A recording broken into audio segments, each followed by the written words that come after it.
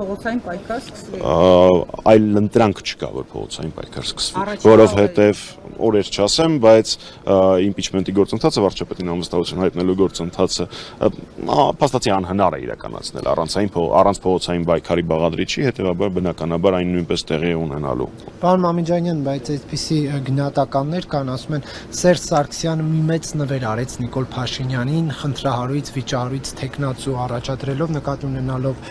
պարոն Համբարձումյանին, դուք այս մեկնաբանությունները ինչպես եք վերաբերում, արդյոք ճիշտ է Դավիթ Համբարձումյանին առաջադրել վարչապետի թեկնածու։ Ես ուզում եմ վերլուծել վիճահարույց կամ խնդրահարույց բառը։ Իր եւ իր հարազատների, եղբոր, աներոջ եւ այլ հարազատների նկատմամբ քրեական գործերի հարուցում, կալանք չկանգնացրեց Դավիթ Համբարձումյանին մասնակցելու պայքարին եւ հաղթելու ԿՊ-ին այդ պայքարում։ Իր նկատմամբ այս ողջ ընթացքում եւ հիմա երկես աստկացել է իրականացվում է կեղտոտ ստի արշավ փորձելով սևացնել Դավիթ Համբարձումյանի բարի համբավը։ Մասիս քաղաքը 20,000-ից ավել բռնի տեղահանված մեր արցախցի քույրեր եւ եղբայրներ է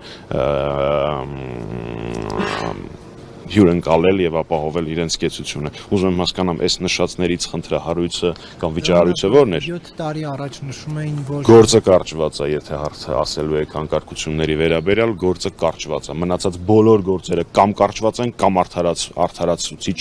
վճիռ արկա է այդ գործերով։ Հիմա Դավիթի ի՞նչն է խնդրահարույց։ Խնդրահարույցը նրանով, որ ինքը հաստատ,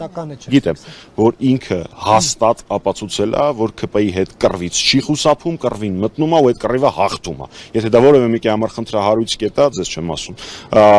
Okay, խնդիր չկա։ Մեր համար դա մեծ առավելություն է։ Ինչ վերաբերում է նվեր, մվեր եւ այլն, նախագահ Սարգսյանը եւ Հանրապետականը 2018 թվականի ապրիլի 25-ից պայքարում են Փաշինյանի դեմ։ Նման բանով հպարտանալ եւ բարձենալ, իսկ դա հպարտանալու բան է մեր երկրում, երբ դու պայքարում ես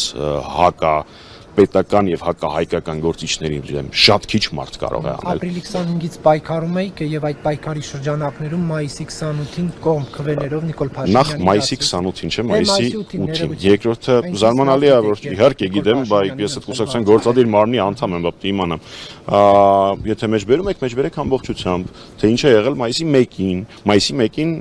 չգիտեմ ինչի հասանք մենք այս թեմային, Բագրատ Սրբազանի կալանավորման համատեքստում, բայց ամեն դեպքում պատասխանեմ։ Մայիսի 1-ին Հանրապետականի ֆրակցիան չընտրեց Նիկոլ Փաշինյանին, Ֆարմանյանի էջում այդ ամեն չկա։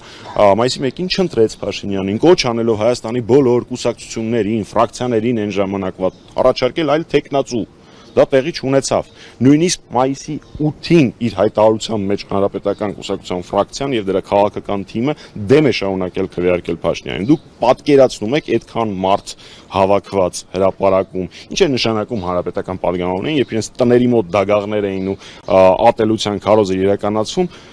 ձիգ կանգնած լինել Արցախի ու Հայաստանի պաշտպանության գծում, բարձրաձայնել, որ սա հակաղարաբաղյան պայքար է եւ չվախենալ են կեղծիքի արշավից։ Եվս մեկ անգամ մենք հայտարարեցինք, որ եթե Հայաստանում կա գոնե մեկ քաղաքական միավոր, ով կառաջարկի այլ թեկնածու, մենք պատրաստ ենք դա պաշտպանել, բայց ուզում եմ հիշեցնեմ, որ դա ցավոք սրտի ոչ մեկ չարեց, ավելին այդ ժամանակվա պարլամենտական մյուս խմբակցությունները ստորագրություններով այնտեղ ընթացակարգը առաջարկեցին պարոն Փաշինյանին որպես Փաշինյանի անունը տվեցի ճանճ եկավ, որպես թեկնածու, իրադարձությունները տրամաբանական են, որպես թեկնածու առաջադրեցին եւ որպեսզի պատերազմող երկիրը, պատերազմական թեկուզ սառը, ոչ ակտիվ գործողություններով պատերազմական իրավիճակում գտնվող երկիրը ավելի խորը ցնցումների չտանելու տրամաբանությամբ տեղի ունեցավ այն, ինչի մասին դուք խոսեցիք։ Պարոն Մամիջանյան, իսկ այս անգամ գոնե ձեր Հայաստանի Հանրապետական կուսակցության այսպես կոչին կարձագանքեն եւ իմպիչմենտի գործընթացը գլուխ կբերեն, թե էլի այսպես անջատողական տարբեր դիրքորոշումների ականատես կլինենք եւ կգնա պրավալի ամեն ինչ։ Դե այդ հարցը ինձ չի պետք տալ, այդ հարցը պետք է տալ առաջին հերթին Հայաստան խմբակցության падգամավորներին, որոնց ստորագրությունները մենք սպասում ենք, ոչինչ չի փոխվել, այս պայդրությամբ ամեն ինչ նույնն է։ Գործարները, որոնք այդ օրերին օգնեցին, որ Փաշինյանը դառնա վարչապետ, այն գործարները, որոնք անջատվեցին ՀՀԿ-ից եւ օգնեցին, այդ գործարները ցույց տալիս են միտումներ, որ պատրաստ են աջակցելու, եթե հանրային ընդվզում լինի կամ ընդհանրապես որևէ process-ի վերջ այդ գործարարները հենց հանրապետական կուսակցության շնորհիվ են նաև շնորհիվ ձևակերպումը այդքան էլ լավը չի ճիշտն ասած, բայց այնուամենայնիվ կարծում եմ, որ յուրաքանչյուր մարդ առաջին հերթին իր երեխաներին, իր թոռներին ու պատմությանը պիտի պատասխան տա, թե ինչով էր ինքը զբաղվում 2018-ից 2025 թվականներին։ Ես այդ տեսանկյունից երկուսս էլ գիտենք, որ նմանօրինակ բաները ես չեմ հանրայնացնում, բայց ես իմ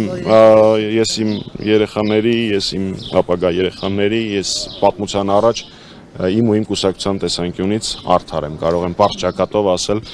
որ այս տարիների ընթացքում պայքարել եմ, բայց ավելի կարևորը ոչ թե պայքարելու գործընթացը, այլ հաղթանակի հասնելու, որը հույս ունեմ մոտ է։ Ասեք, պարոն Կիրակոսյան, չեմ այս դժգոհեք։ Չէ, բացարձակ, շնորհակալ եմ, որ համբերատար պատասխանում եք հարցերին։ Պարոն Մամիջանյան, բայց հաշվի առնելով հանրապետական կուսակցության իշխանության 10 տարիները,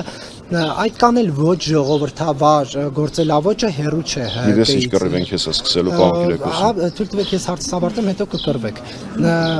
Չնայած ես ձեր հետ կռվելու բան չունեմ, պլաներ։ Հայտ ոչ ժողովրդավար այդ մոտեցումները տեսել են, կընտրակեղծարարությունը, այսպես բանդաներով ինչ որտեղ հարցեր լուծելը։ Հիմա դրա համար որ հերկվում է այս ամենը, որ ՀԿ-ն նման բանում չկա, մարդիկ տեսել են էլի ինչա կատարում եւ հիմա հարցեր առաջանում, կարող է հիմա անեն նման բան։ Պարոն Կիրակոսյան, անցել է 7 տարի ինչ Փաշինյանը իշխանությանը։ Ուր են այդ բանդաներ, ընտրակեղծիքներ եւ այլն, այդ բոլոր քրեական գործերը ուր են։ Չկան։ Շատ լավ, այս մեկ պնդում։ Երկրորդ, ինչ վերա, այդ առանձին պատմությունը։ Երկրորդ հարցադրումս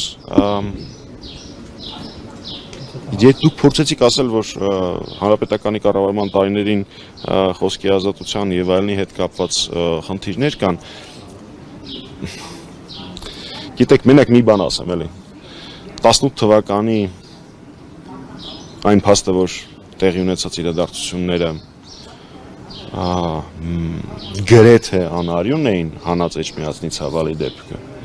դա հաստատ ընդդիմադիրների այն ժամանակվա, հաստատ Փաշինյանի շնորհքը չի, հաստատ իրենք շատ էին ուզում, որ արյուն թափվի, հաստատ իրենք շատ էին ուզում, որ զոհեր լինի, բայց այն ժամանակվա իշխանությունների խոհեմության, այն ժամանակվա իշխանությունների վերաբերմունքի արդյունքում որևէ խոշոր միջադեպեր չգրանցվեցին։ Իսկ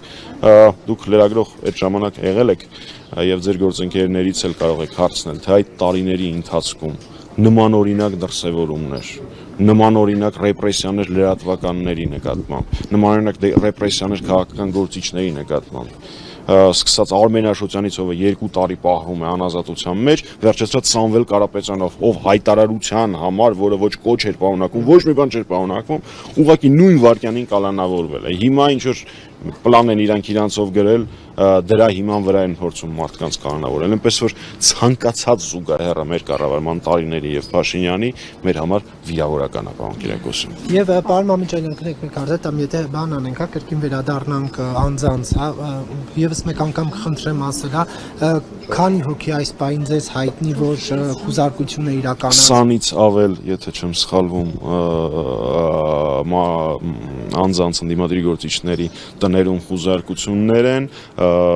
հստակ անուններով կարող եմ նշել դե Բագրատ Սրբազանը, ազգային ժողովի պատգամավոր Արտուր Սարգսյանը, Դաշնակցության Գերագույն մարմնի անդամ Իգոր Սարգսյանը, Լիդիան Մանթաշյան, Սրբազանի աջակիցներից օգնական, գիտեմ նաև որ Դաշնակցության տարածքային գրասենյակների ղեկավարների մոտ են խուզարկություններ եւ շատ ու շատ նաև Սրբազան պայքարի այս պահի դրությամբ ես տեղեկություններ չունեմ։ Շնորհակալություն։